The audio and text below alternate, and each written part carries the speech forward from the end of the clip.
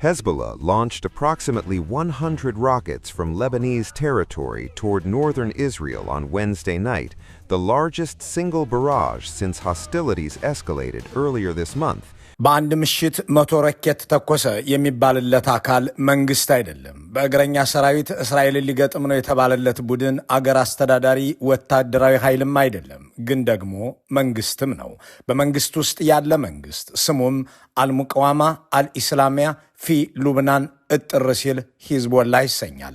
የሊባኖሱ ፖለቲኮ ወታደራዊ ኃይል ያችን አገር አያስተዳድርም፣ ግን እስራኤልን ገጥሞ የሚዋጋ ኃይል ሆኗል። ከእርሱ የሚተኮሱ ሚሳይሎች ቢያንስ የ800,000 ሰዎችን ሕይወት የሚያዛባ ውሳኔ እንዲተላለፍ አድርገዋል።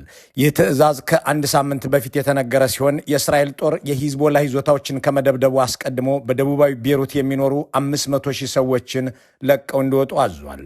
በአሁኑ ሰዓት እስራኤልን ገጥሞ እየተዋጋ ያለው ሐማስ አይደለም፣ ፋታህም አይደለም፣ ሁቲም እንዳምነው አይመስልም። ሂዝቦላህ ግን በሰማይ በምድር እየተወጋም ነው። እንደ አውሮፓውያን አቆጣጠር ከህዳር 2024 የተኩስ አቁም ስምምነት በኋላ ሂዝቦላህ አባላቱን ኢላማ አድርገው በእስራኤል የአየርና የድሮን ጥቃቶች ሲፈጸምበት ቢቆይም ምላሽ ከመስጠት ተቆጥቦ ነበር።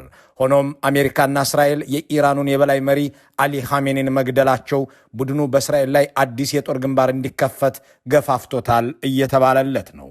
ጥያቄዎቹ የሚፈለቀቁት እዚህ ጋር ነው። ለሂዝቦላህ የአያቶላሁ መገደል ምኑ ነው? ለሩብ ክፍለ ዘመን የመሩት ሐሰን ነስረላህ መገደል ብቻውን አሳዝኖታል ብቻ ሳይሆን አዝሎት ከርሟል። እዚህ ላይ አያቶላሁ መገደላቸው ሲጨመርበት እሱን ሌላ ገጽ ላይ እንዲገለጥ አድርጓል። የነገሩን አስገራሚነት ከፍ የሚያደርገው ደግሞ እስራኤል ሊባኖስን ስትደበድብ፣ ሂዝቦላህም ሰሜናዊ እስራኤልን ሲያጠቃ ሂዝቦላህን ከድርጊትህ ታቀብ፣ ከጥፋትህ ተቆጠብ ብሎ ማዕቀብ የጣለበት የሊባኖስ መንግስት ነው። ለምን የሚለው ጥያቄ ውስብስቡን የዚያችን አገር ሁኔታ ለመረዳት ይበጃል። ከነስረላህ መገደል ወዲህ ለመጀመሪያ ጊዜ ይህንን ያህል የሮኬት በረዶ ያዘነበው በአያቶላህ ኻሜናይ መገደል አዝኖና የእሳቸውን ደም ለመበቀል ነው ከተባለ በእርግጥ የኢራኑ መንፈሳዊ አባት ምኑ ናቸው? ሞታቸውስ ምን ያህል ያጎድለዋል? ከእስራኤል ጋር የገጠመው ጦርነትና ከአገሩ መንግስት ያጋጠመው ተቃውሞስ ምንድን ነው? ለመሆኑ ግን ሂዝቦላህ ራሱ ማን ነው?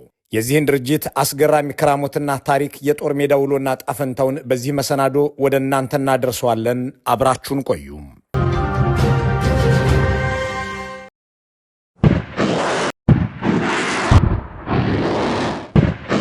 ሂዝቦላህ ማን ነው የሚለውን ጥያቄ ለመመለስ ወደ 1980ዎቹ መመለስ ግድ ነው። በአውሮፓውያን የጊዜ ቆጠራ 1982 ላይ እስራኤል ደቡባዊ ሊባኖስን ወረረች። የወረራው ምክንያት የፍልስጤም ነጻ አውጪ ድርጅት PLO በዚህ አካባቢ መሽጓልና ባለበት ቦታ ገብቻ አጠፋዋለሁ የሚል ነበር። ሰበቡ ይህ ቢሆንም በሂደት ወደ ግዛት ይገባኛል ላደገና የእስራኤል ጦር ለወታደራዊ ዘመቻ ብቻ እንዳልገባ ተረጋገጠ። ይህ ወቅት ደግሞ በኢራን አያቶላህ ኾሜኒ የሚመሩት እስላማዊ አብዮት በ1979 ተካሂዶ አካባቢው አዲስ የፖለቲካ ሁኔታ ውስጥ ከገባ ገና 3ኛ ዓመቱ ነበር።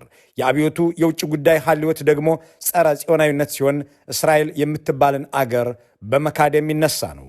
እናም እስራኤል ወደ ደቡባዊ ሊባኖስ ገብታ የምታደርገውን ዘመቻ አያቶላሁ በዝምታ ሊመለከቱት አልወደዱም። 1500 ወታደሮቻቸው ልከው በዚያ ከሚኖሩ የሺዓ እስልምና አባቶችም ጋር ሆነው አዲስ ታጣቂ ኃይል ፈጠሩ።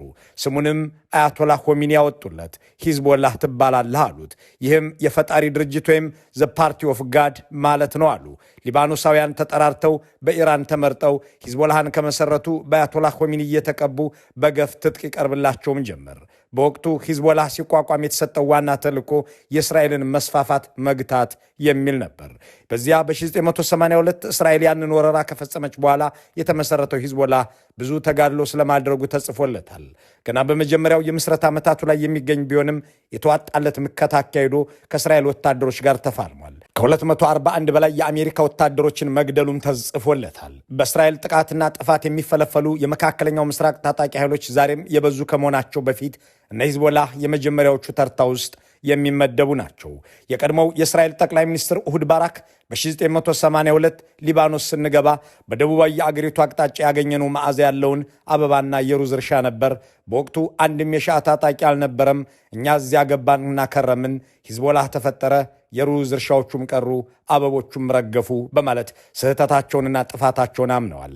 በ1982 ከእስራኤል ጋር በመዋጋት አቅሙን ያሳየው ታጣቂ ኃይሉ በ1992 ራሱን ወታደራዊ ብቻ ሳይሆን ፖለቲካዊ ኃይልም አድርጎ ከሰተ። የፖለቲካ ክንፉንም ሬዚስታንስ ብሎክ አለው። ወታደራዊ ክንፉን ደግሞ የጂሃድ ምክር ቤት ሲል ሰየመው። በዚህ መልኩ የተመሰረተው ሂዝቦላህ አሁን ዓለም ላይ ካሉ መንግስታዊ ካልሆኑ ታጣቂ ድርጅቶች ሁሉ ትልቁ ነው። በ1982 በኢራን አመቻችነት በአያቶላህ ኾሜኒ ስም አውጭነት በቴህራን ስንቅ አቅራቢነት የተመሰረተው ሂዝቦላህ እንደ ፒኤልኦ እና ሐማስ የሱኒ እስልምና አማኝ አይደለም። ይልቁንም እንደ ኢራን የሺዓ እስልምናን የሚከተል ታጣቂ ድርጅት ነው። ርዕዮተ ዓለሙም ሺዓ ራዲካሊዝም ይሰኛል። ከ1992 ጀምሮም የድርጅቱ መሪ ሆኖ እስከ ባለፈው ዓመት ድረስ የዘለቀው ሐሰን ነስረላህ ነበር። እርሱ ሕይወቱ እስኪያልፍ ድረስም ሂዝቦላህን ተጽዕኖ ፈጣሪ አጀንዳም ፈጣሪ አድርጎት ኖሯል። ስም አውጪዎቹ ትጥቅና አጀንዳ ሰጪዎቹ ኢራኖችም ያልተቆጠበ ድጋፋችንን ለዘላለም እናደርግልሃለን እያሉ ሂዝቦላህን ሲያበረታቱት ኖረዋል። እዚህ ጋር ታሪካዊው የአህመድ ነጃድ የሊባኖስ ጉብኝት ይታወሳል። እኒያ ዝነኛ ሰው የኢራን ፕሬዝዳንት በነበሩ ጊዜ በ2010 እንደ አውሮፓ አቆጣጠር ጥቅምት ወር ላይ ከ15 ዓመታት በፊት መሆኑ ነው ወደ ሊባኖስ ተጉዘው ሂዝቦላህን በይፋ ግፋና በርታ ሲሉ የታዩበት ውሎ ዛሬም በታጣቂ ድርጅቱ ዘንድ የማይረሳ ትዝታ ነው። አህመድ ነጃድ ከእስራኤል ድንበር ጥቂት ኪሎ ሜትሮች ርቀት ላይ በሚገኘው ቢንት ጂቤል የተባለ የሂዝቦላህ ጠንካራ ይዞታ ተጉዘው በሺህ የሚቆጠሩ ደጋፊዎቹ በተሰበሰቡበት አደባባይ ላይ ተገኝተው ድርጅቱ በእስራኤል ላይ የሚያደርገውን ተቃውሞ መላ ቀጠናው የሚኮራበት እንደሆነ ገልጸው ድጋፋቸውን ሲያረጋግጡ ለዘላለም በማለት ነበር። Will continue to support Hezbollah. The people of Iran will support you forever. You are like the unmovable mountain. We are proud of you, and we will keep on supporting you forever. ሂዝቦላህ በሐሰን ነስረላህ የመሪነት ዘመን ከወታደራዊ ኃይልነት በተጨማሪ በሊባኖስ ውስጥ የፖለቲካ ሚና እንዲኖረው ተደርጓል። በዚህም በሊባኖስ የፓርላማ መቀመጫ ተገኝቶ ካቢኔም ውስጥ ተካቶ መንግስት ሆኖ አገር መርቷል። ድርጅቱ በመንግስት ውስጥ ያለ መንግስት ሆኖ በሊባኖስ ምድር የማይነካ የማይደፈርም ሆኖ እንዲቀጥል ያደረገው ህዝባዊ ተቀባይነት እንዳለውም ይነገራል። በሊባኖስ የሺዓ ሙስሊሞች በብዛት ይደግፉታል። ከ7 ዓመታት በፊት በተካሄደ ምርጫ ከአጋሮቹ ጋር በመሆን 70 የፓርላማ ወንበር እንዲያሸንፍ ምክንያት የሆኑትም እነዚሁ የህብረተሰብ ክፍሎች ናቸው። ይህ በመንግስት ውስጥ ያለ መንግስት የተባለለት ድርጅት በሊባኖስ ውስጥ ከመንግስት ጎን ለጎን የሚንቀሳቀስ ኃይል ነው። አገሪቱ እስከ 70 ሺህ የሚደርስ የመከላከያ ሰራዊት አላት። የዚያው አገር ታጣቂ ኃይል የሆነው ሂዝቦላህም 100 ሺህ የሚደርስ ጦር አለው። የሊባኖስ መንግስት እንደ ማንኛውም መንግስት ለህዝቡ አገልግሎት ያቀርባል። ሂዝቦላህም ይህንን መንግስታዊ ኃላፊነት የሚፈጽም መዋቅር አለው። የራሱ ሬዲዮና የሳተላይት ቴሌቪዥንም ይቆጣጠራል። የሊባኖስን ግዛቶች ለመከላከል ጦር ያሰማራል። ሆኖም በአሜሪካ በአውሮፓ ህብረትና በእንግሊዝ ብቻ ሳይሆን በባህረ ሰላጤው ሀገራትና በአረብ ሊግም ሽብርተኛ ድርጅት ተብሎ ተፈርጇል።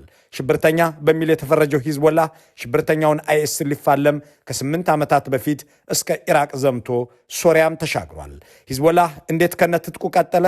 ዋና ዓላማው እስራኤልን መከላከል ከነበረ እነ ኢራን ይህንን ኃይል ወደ ሊባኖስ መከላከያ ውስጥ ለምን እንዲገባ አላደረጉትም? በእርግጥ ከዚህ ከመንግስታዊ ኃይል ጋር ያለው ግንኙነትስ ምንድን ነው? በአሁኑ የእስራኤል ጦርነትስ ላይ ለምን ሂዝቦላህ በአገሩ መንግስት ተወገዘ? የሚሉት ጥያቄዎች መመለስ አለባቸው። To its supporters, Hezbollah is a liberation movement. To its critics, a state within a state. Its story begins in 1982.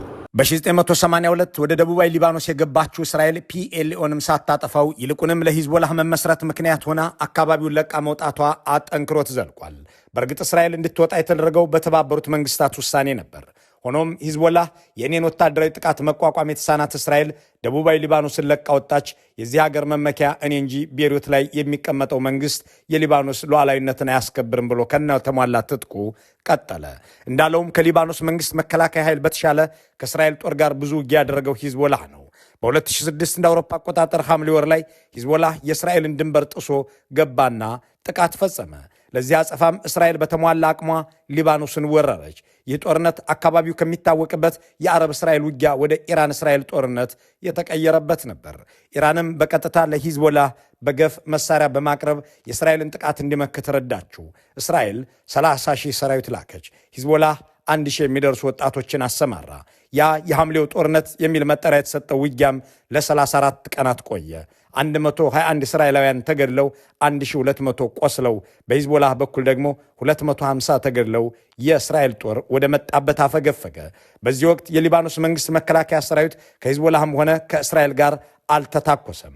ያንን መካከለኛው ምስራቅን ያናወጠ ጦርነት የመንግስት ሰራዊት በዝምታ አልፎታል። ሂዝቦላህ ከእስራኤል ጋር ብቻ ሳይሆን በምዕራባውያን ድጋፍ ከሚኖረው የሊባኖስ መንግስት መከላከያ ጦርም ጋር የተታኮሰባቸው አጋጣሚዎች አሉ። እንደ አውሮፓ አቆጣጠር በ2008 የአገሪቱን ዋና ከተማ ምዕራባዊ ክፍል ለመቆጣጠር ባደረገው ጥረት ከጦሩ ጋር ተዋግቶ በካታር ሽምግልና ቆሟል። ከዚያ በኋላም በተለያዩ ወቅቶች በተለያዩ አካባቢዎች ሲጋጩ ቆይተዋል። አሁን ደግሞ ሂዝቦላህ ከዚህ ከአገሩ መንግስት ጦር ጋር የሚደረግን ግጭት ማስወገድ እንደ ዋና ስልት እየተከተለው ስለመሆኑ ይነገራል።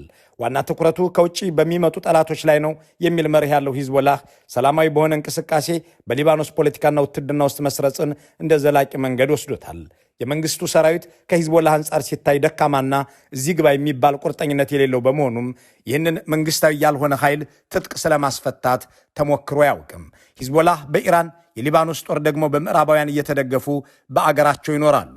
የሂዝቦላህ ዋነኛ ትጥቆች ሮኬቶችና ሚሳኤሎች፣ ጸረ ታንክ ፈንጂዎች፣ የአየር መቃወሚያዎችና አነስተኛ መሳሪያዎች ናቸው። አደረጃጀቱም የተማከለ አይደለም። የአገሪቱ መከላከያ ጦር ግን እንደ ማንኛውም መደበኛ ሰራዊት የእዝ ሰንሰለት ያለው ዘመናዊ መሳሪያዎችንም የታጠቀ የተደራጀ ነው። ይሁን እንጂ አምና ዋናው መሪውና ከእርሱ ጋር የሚገናኙ የኢራን አብዮታዊ ዘብ መሪዎች መገደላቸውን ተከትሎ ጀንበር እንዳዘቀዘቀችበት ሲነገር ከርሞ ነበር። እንዳም ሆኖ በሰሜናዊ የእስራኤል ክፍል በሙሉ አቅሙ ሲዋጋ ሲታይ ያልተነካ አቅም እንዳለው ታይቷል የተባለለት ነው። እናም አሁን ደግሞ ወደ ለየለት ጦርነት ገብቷል። የነፍስ አባቱን የፖለቲካ አንጎሉን የስንቅም የትንጥቅም ምንጩን አያቶላህ ኻሜናይ መገደላቸውን ደግሞ ዋና ሰበብ አድርጎታል። Its name means Party of God. Hezbollah is both a Lebanese Shiite Muslim political party and a militia, and was until recently considered the most powerful non-state group in the Middle East. የአያቶላህ ኻሜናይ መገደል አብዝቶ የሚጎዳው ሂዝቦላህን ነው የሚለው ገለጻ ግምት አይደለም። ይህ ተግባራዊ እውነት ለመሆኑ ሙግታቸውን ካስነበቡት ውስጥ መሐመድ መንሱር በአልጀዚራ ላይ ያሰፈረው ምንባብ አሳማኝ ነጥቦችን ይዟል። የአሊ ኻሜናይ መገደል በመካከለኛው ምስራቅ ከፍተኛ ድንጋጤን ፈጥሯል ከተባለ በነ ሂዝቦላህ ላይ ነው የሚለው መሐመድ አክሲስ ኦፍ ሬዚስታንስ እያለ የሚጠራቸውን ኢራን ሰራሽ የመካከለኛው ምስራቅን ታጣቂዎች የሚያሰማራው የኢራን አመራር እጅግ ወሳኝ በሆነ ወቅት አንገቱ ተቀልቷል ይላል። ለ10 ዓመታት እነዚህን ኃይሎች ኢራን የምትጠቀምባቸው ከእስራኤል የሚሰነዘርን ጥቃት ለመከላከል እንደ መጀመሪያ ምሽግና ወረዳ ነበር። ዛሬ ግን ዋና አዛዡ ተገድሎና የሎጂስቲክስ መስመሮቹ ተቆርጠው ህብረቱ የተቀናጀ የጦር መሳሪያ ከመምሰል ይልቅ ለህልውናቸው የሚፋለሙ ተነጣጣይ ደሴቶችን እየመሰለ መጥቷልም ሲል ያብራራል። በአያቶላው ተቀብቶ በሊባኖስ የተሰማራው ሂዝቦላህ በይፋ ወደ ጦርነቱ የገባው ኢራንን ለመርዳት ሳይሆን ራሱን ለማዳን ነው ይልና ወደ ሰሜን እስራኤል የሮኬት ድብደባ ከፍቷል።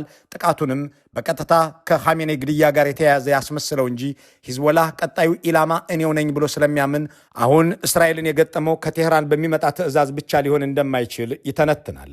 በዚህ ሐሳብ የሚስማሙ ሌሎችም ሂዝቦላህ አሁን ጥቃት የጀመረው ሙሉ በሙሉ የሚከፈትበትን የእስራኤልን ጥቃት ቀድሞ ለመከላከል ነው ባይ ናቸው። ቡድኑ በ2024 መገባደጃ ላይ የተኩስ አቁም ስምምነት ከተደረሰ ጀምሮ በእስራኤል በኩል ተከታታይ ጥቃት ሲሰነዘርበት ቆይቷል። ከዚህም በላይ እንደ አውሮፓውያን አቆጣጠር በ2024 መገባደጃ ላይ በሶሪያ የባሻር አልአሳድ አገዛዝ መውደቁ ለሂዝቦላህ መሳሪያ የሚያቀርበውን የየብስ ድልድይ ቆርጦታል። ያለ ቴህራን ድጋፍ ቡድኑ ዋና የገንዘብና የሎጂስቲክስ መስመሩን የማጣት አደጋም ተጋርጦበታል። አሁን የኢራን ቁንጮ መሪዎች ከኻሜኒ ጋር አብረው በመገደላቸው ሂዝቦላህ የተቀናጀ እዝ ባይኖረውም እንኳ ቆሞ መጠበቅ አማራጭ እንዳልሆነ ገብቶታልም እየተባለ ነው። እናም በአሁኑ ወቅት እስራኤልና ሂዝቦላህ በደቡባዊ ሊባኖስ በተለይም በምስራቃዊ የቀጠናው ክፍል ወደ ቀጥተኛ የምድር ግጭት ተሸጋግረዋል። እስራኤል ቀጣይነት ያለው የአየር ጥቃት እያደረሰች ሲሆን በሚቀጥሉት ሳምንታት ከሊታዝ ወንዝ በስተደቡብ የእግረኛ ጦር ውጊያ ለመክፈት እየተዘጋጀች ስለመሆኑ እየተዘገበ ነው። እንዳም ሆኖ ይህ ድርጊቱ ከሊባኖስ መንግስት ውግዘትን አስተናግዶበታል። Today, Hezbollah faces pressure at home and abroad. Lebanon's government has moved to restrict its military role. በጠቅላይ ሚኒስትር ነዋፍ ሰላም የሚመራው የሊባኖስ መንግስት ሂዝቦላህ በእስራኤል ጦርነት ላይ እንዲሳተፍ ፍላጎቱ አይደለም፣ እናም ሰሞኑን ከዚህ ድርጊት ታቀብ ብሎ ውሳኔ ያሳልፎበታል የሚለው ሰሞነኛ አጀንዳ ነው።